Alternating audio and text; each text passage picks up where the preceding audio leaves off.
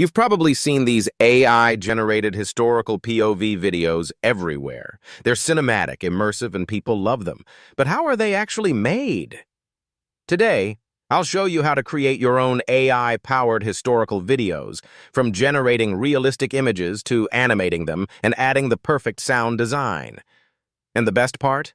You don't need to be an expert. Let's get started.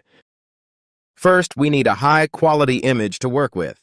You can use either ChatGPT to help craft a detailed prompt for an image or go straight to an AI image generator like MidJourney or DALL. Once you have a realistic AI-generated image, make sure to upscale it for better quality. Now let's bring it to life.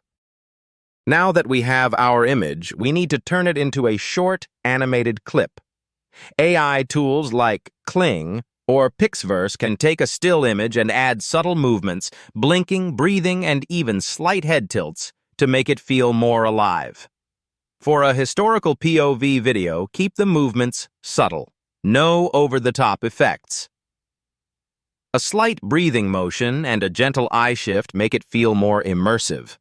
Once you're happy with the animation, export the video and let's add some sound.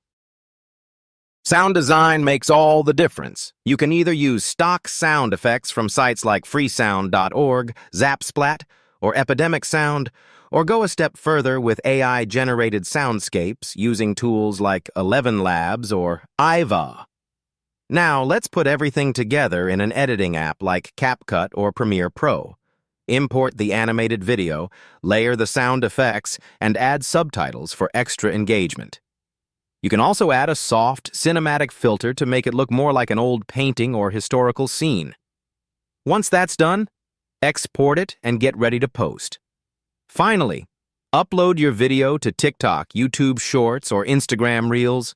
Use trending historical hashtags like #historicalPOV, #IGenerated, and #ancient world to maximize reach.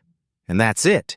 Your own viral AI-powered historical video made in just a few steps.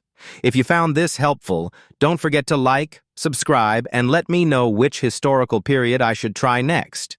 See you in the next video.